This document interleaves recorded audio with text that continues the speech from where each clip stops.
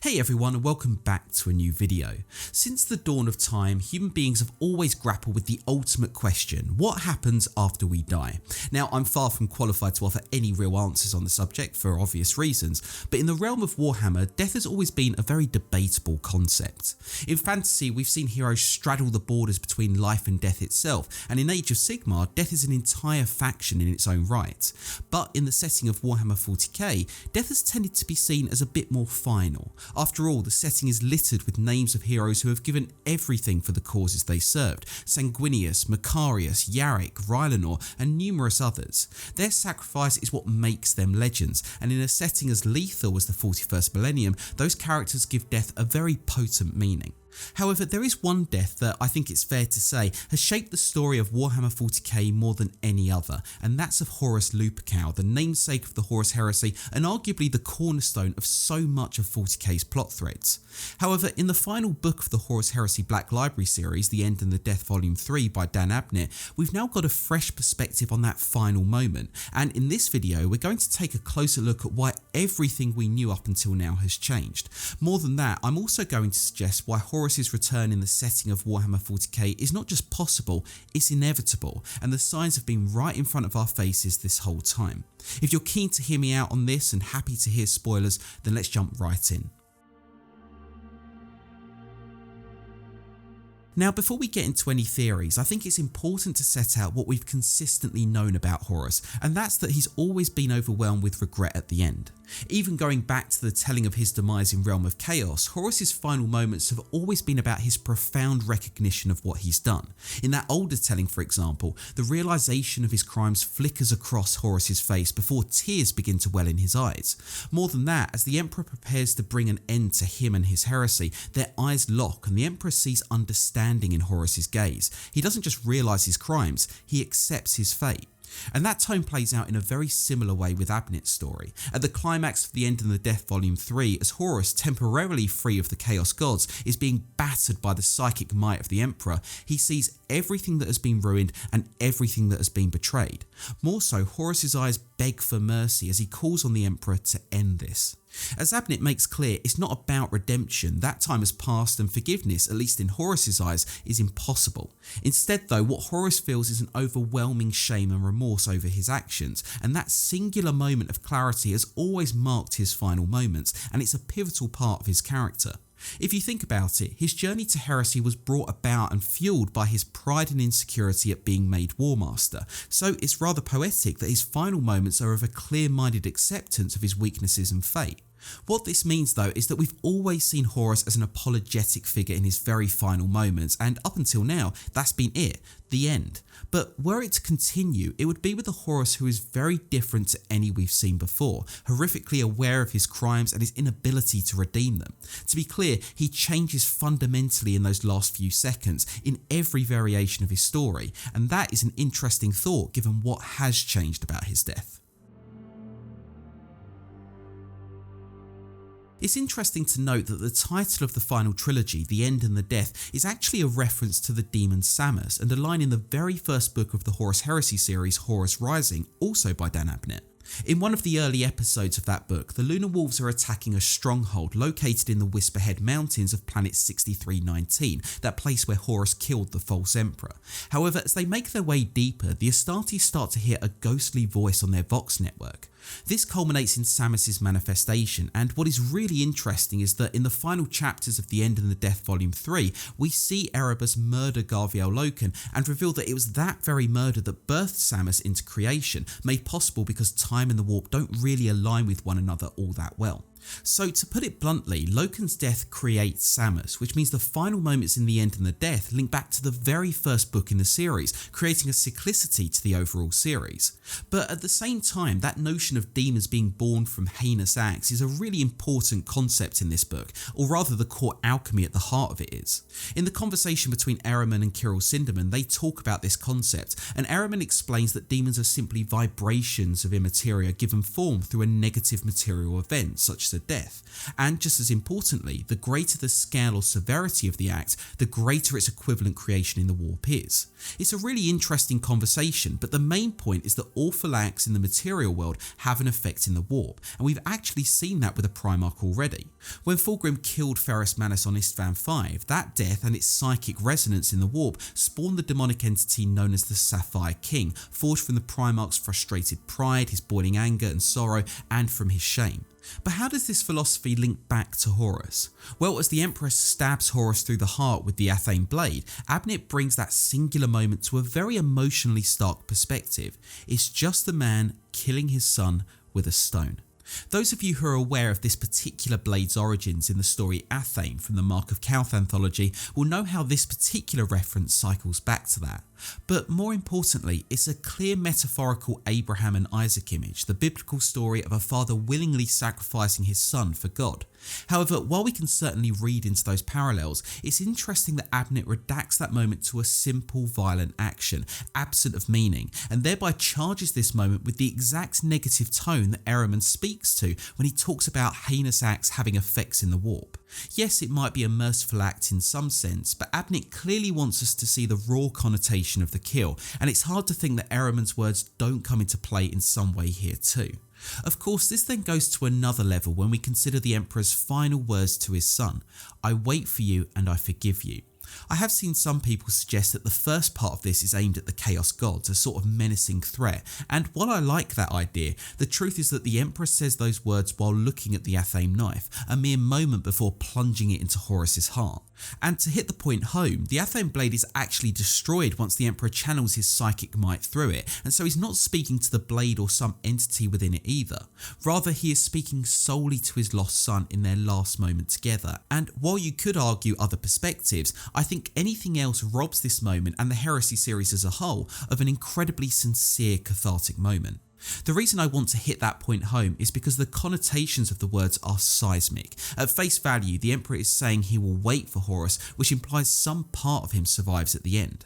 Previously, it was believed that the Emperor's final psychic attack obliterated Horus's soul completely, leaving nothing left. Abnett allows the Emperor to almost do the same here. He channels all of his will into the blade, but it's followed by a gentle smile from Horus, the Horus Loken knew prior to his fall. That doesn't feel like a soul annihilating moment to me.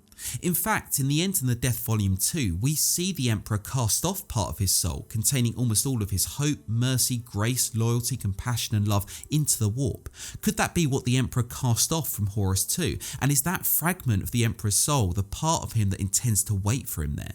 When you think about that concept, what the soul contains, i.e. his mercy and love, the words of Ehrman, and the fact that Horus dies a far more self-aware character in the end, I think you have a pretty clear recipe for his return. But there is one more thing to mention. During their fight, Horus and the Emperor have a Yu-Gi-Oh!-ish tarot battle, which largely involves Horus just Uno reverse carding the Emperor like he has for most of the battle. But towards the end, Horus ruminates on what he calls the deeper, subtler meanings of the cards, and he calls out the card of death in particular. He says that ominous card is seldom death, but rather represents a more general negation or ending. That, I think, is the most pivotal line in the book, because it suggests the philosophy Abnett is bearing in mind when he's writing about the very death of Horus. Death in his and Horus's eyes is not laden with the same finality that we see it as having. It marks a new chapter of sorts, an absence of what was, but not the finite ending we have typically ascribed to this climactic moment in the Heresy. In some ways, I think that's why the title is written as it is, the end and the death. In many ways they are equivocal. Horus's death marks the end of the Heresy. In a broader sense though, for Horus, as with many other characters, death could be a new beginning, and at the end of the day, it seems something of Horus has survived that saga. When I think about the possibility of a fragment of Horus's soul surviving his battle with the Emperor, I'm reminded of the fact that we've seen this happen to other Primarchs before. After Magnus teleported the Thousand Sons away from Prospero and the judgment of the Space Wolves, his soul was broken into shards, each containing a different part of his personality. Some of these shards actually helped the Loyalists, while others became demonic, and some were completely neutral. Either way, most of them were slowly gathered and reformed into the being we know as Magnus today. We've also seen Ferrus Manus manifest spiritually several times, notably at the head of the Legion of the Damned host during the war in the Webway. This was achieved through the Emperor's own will, and as we've seen with characters like Saint Celestine, even on the Golden Throne he still possesses some measure of that ability. That then actually brings in something I could have mentioned earlier, which is that the Primarchs are an enigma to almost everyone, made from mystical science only the Emperor understands, but they are, in some part at least, entities born from the warp. And so going back to Ehrman's words, some part of them is potentially immortal, like a demon, and that's why we see examples like Ferrus Manus' spectral form and even Sanguinius talking to Dante as he nears death. In essence, the Primarchs are as much the stuff of the warp as they are the sons of the Emperor. Some even view them as greater demons of the Emperor, and Horus is no different in that regard. But as Ehrman says, demons never die, they're born and sometimes they end, and as we know, they can come back in all manner of ways.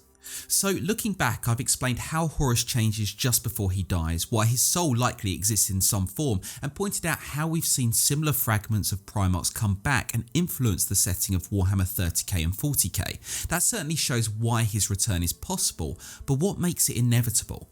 In my other videos, I've seen many people suggest that Horus's return would ruin his story and the tone of Warhammer 40k in general, and while I see that point, I do disagree with it because in many ways, Horus's return is what makes his story complete. Prior to the heresy, the organisation called the Cabal, an incredibly omniscient group masterminding a lot of the plot threads of Warhammer 40k from behind the scenes, foresaw two possible outcomes to Horus's rebellion. One was the victory of the Emperor, leading to everything we have seen in Warhammer 40k, including the Emperor's near death on the Golden Throne, the decline of the Imperium, and the eventual success of Chaos. And that's an important point. Following their predictions, Chaos is set to win in Warhammer 40k.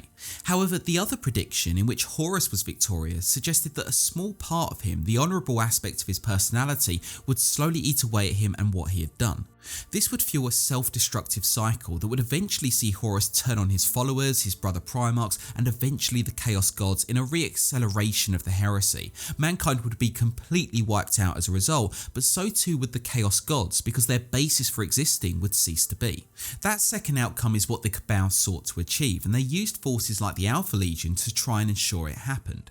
Now technically that didn't come about, the Emperor won, but as Ehrman once again says in The End and the Death Volume 3, the reading of a tarot can change the reading.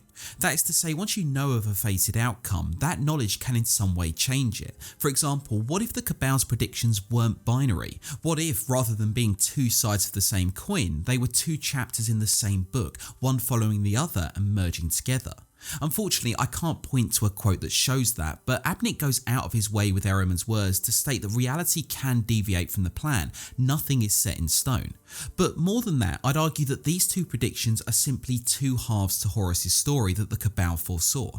The Emperor defeated him on Terra, setting the Imperium and humanity on a slow decline, but Horus can still be an agent of Chaos's destruction by turning on the very forces that followed him to the brink. Those two are not incompatible, and by bringing both into play, it brings a lot of other plot threads back into the spotlight, such as the lost Cabal members and vast swathes of the Alpha Legion story. Remember, there are possibly hosts of Alpha Legion Space Marines in stasis under Terra who have not been encoded yet, i.e. programmed to serve any one side.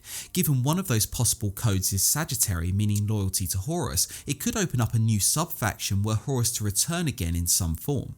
But more importantly, this merging of Cabal predictions also allows Horus to complete the second half of his character arc. He can still be the means to Chaos's destruction, albeit in a slightly different reading to what the Cabal saw, and that doesn't ruin Horus's story in the Heresy, it completes it. Of course, he's not going to come back as Horus Lupercal, he'd be obliterated within the first 5 seconds. However, he could return in a spiritual way like Ferrus and Magnus, or simply don a new persona and work from the shadows like Constantine Valdor seemingly does as the King in Yellow. Your guess and theories are as good as mine in that regard, but the point is that where characters like Yarrick and Rylanor find their heroism in the valour and sacrifice of their deaths, Horus isn't in the same boat. His death, or rather his general negation, is just the pause before something new, and it's there that Horus finds the heroism he was always seeking. It's there that he fulfills his potential and destiny. It's there that he becomes the chosen son he was always meant to be. So we've covered a lot of ground here. Horus's change as a character moments before his death, the final words of the Emperor, Ehrman and the title of the book making it quite clear that something of Horus still exists, and the fact we've seen other Primarchs return from apparent death. Plus my theory that the Cabal's predictions were never a choice, they were two parts of the same story, a misunderstanding of fate that the philosophy of Abnett's books and 40k in general has always toyed with. Together this makes Horus's return not only clearly possible, but if the story is to do him justice, also inevitable. He has a story to continue, and while some may say that betrays his character, I genuinely believe it does the opposite. After all, only in death does duty end, and Horus isn't quite dead yet. So those are my personal thoughts on the return of Horus in Warhammer 40k, and I hope I've been able to make a decent enough case for his return. Of course, I'm also keen to hear your thoughts. Do you agree with me? What other lore could we bring into the conversation? And what do you think a return for Horus would look like? Let me know your thoughts in the comment section.